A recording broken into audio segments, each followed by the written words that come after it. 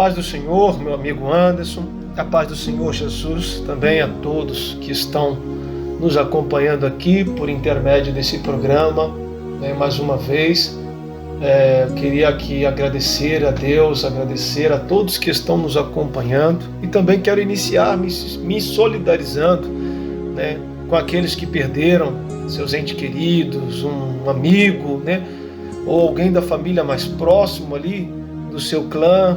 Eu quero dizer para você que a gente se sente muito por essas perdas provocadas por esse vírus, esse Covid-19, E eu queria deixar aqui uma frase para que você meditasse. Essa frase é uma frase que eu li, E eu queria citar ela aqui, que diz o seguinte: não deixam que as dificuldades apaguem a chama de fé e esperança que há em seu coração. Não deixe. Sei que não é fácil, A gente estamos vivendo em um momento muito triste, que tem assim perturbado praticamente toda a humanidade, Eu cheguei até a postar no meu Facebook hoje que os dias estão tensos e assustadores, mas eu continuo acreditando em Deus, apesar das dificuldades, apesar dessas adversidades que a gente vive hoje, principalmente, Anderson, quem está passando pela dor da perda, pelo sofrimento, pela saudade daqueles que se foram, nós temos que ainda provocar uma fé, uma esperança. E hoje, baseado em cima disso que vem acontecendo, porque são quartas-feiras que a gente vem falando a respeito dessa dor quase que inumana que tem apoderado do ser humano, e a gente viu de uma forma registral, foi registrado principalmente nesse mês de março, quase que um recorde de mortes de Covid, não só para nossa cidade, como também para todo o país, E você ouviu aqui mensagens que te ajudam, mensagens que te influenciam, mensagens que te estimulam, e a gente vai continuar com essas mensagens, porque a vida ainda não acabou, ainda há esperança, Apesar das perdas, no meio desse deserto a gente ainda pode colher flor, a gente pode entrar dentro de um oásis. Sei que a dor que fica por aqueles que foram, a gente vai ter que aprender a superar, vencer, Mas a Bíblia, ela ainda nos dá uma esperança, porque nós temos que crer que dias melhores ainda virão. Mas isso nos deixa sempre aquela pergunta, o irmão Anderson, que muitas pessoas às vezes têm essas perguntas dentro de si, e muitas delas talvez não têm coragem de dirigir essa pergunta, porque acham que vai talvez afetar a Deus diretamente. Mas Deus, Ele conhece a nossa limitação, Ele conhece as nossas fraquezas.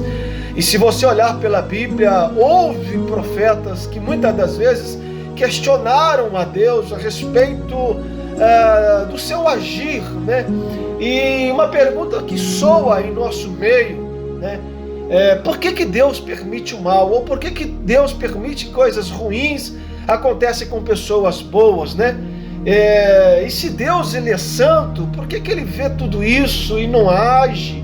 Ou por que Deus, Ele não é capaz de prevenir esse mal, Se Ele realmente é o Deus onipotente, por que Ele não tira esse mal já no meio do mundo, E olha, irmãos, eu sou cristão há quase 20 anos e eu leio a Bíblia com muita frequência. São 27 livros do Novo Testamento e são 39 livros no Antigo Testamento. E de todos esses livros, de Gênesis e Apocalipse, existem algumas coisas que parecem segredos, que parecem enigmas. E talvez essa pergunta que agora nós fizemos aqui seja uma delas, pois não existe realmente uma resposta concreta. Por que Deus permite o mal? E por que Ele não elimina o mal se Ele realmente tem poder, E uma resposta bem assim, satisfatória, nós não vamos nunca e jamais encontrar. Mas nós devemos confiar em Deus, Se você abrir a Bíblia e você estudar a história de um homem que era um dos homens mais íntegros, né, que já passou por esta humanidade, que foi o caso de Jó, que era um homem de fé, um homem paciente, um homem de perseverança, que era um homem, né, que realmente serviu a Deus e que procurava sempre desviar-se do mal. E a gente vê o que aconteceu na sua história. Perdeu 10 filhos, colocou a mão em 10 caixões. Ele não entendeu de fato o que tudo isso aconteceu na sua história. E também Deus não respondeu para ele lá no final do capítulo, quando a gente vê que o Senhor novamente o restaura a sua saúde, restaura novamente o seu vínculo familiar com sua esposa. Então há perguntas que a gente não vai encontrar, talvez aqui na terra, resposta. Mas apesar de não encontrarmos resposta por todas as perguntas que temos, e todas essas muitas das vezes são direcionadas para Deus, nós devemos confiar na sua soberania, confiar no seu controle, confiar de fato naquilo que Ele está fazendo na história ainda da humanidade, né? Nós acreditamos biblicamente que vai chegar um dia que Deus vai eliminar todo o mal da terra.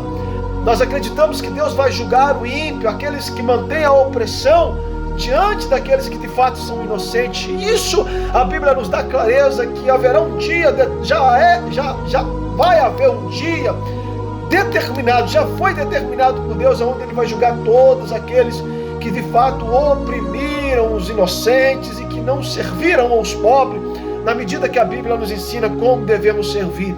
Então talvez eu não tenha te respondido, mas eu quero te convidar a ler a história de Jó. Será que Jó não era muito mais perfeito do que a gente? Será que Jó não era muito mais íntegro do que nós, que hoje estamos vivendo em um mundo de pecado? Ele teve que passar por todo esse problema, mas mesmo assim ele ainda diz o seguinte: eu sei que o meu Redentor vive e por fim se levantará em meu favor. Essa é a resposta que eu tenho para você. Você pode dizer para o diabo, aqueles que tanto te acusam, ou por sofrimento que tanto te rodeia, você pode dizer para ele hoje assim, dizer: olha, diante de todas essas adversidades, das perdas, da dor, do sofrimento, diante de tudo isso que eu tenho passado, de uma coisa eu tenho certeza: eu creio que o meu Redentor vive e por fim se levantará em meu favor, tá certo? Que Deus te abençoe em nome de Jesus Cristo. Medite nesta palavra, medite na vida de Jó, estude a biografia, que você vai ver. Deus permite o mal, mas Ele ainda continua no controle de todas as coisas, e o fim, a vitória é certa para mim e também para você, tá bom? Fique com Deus.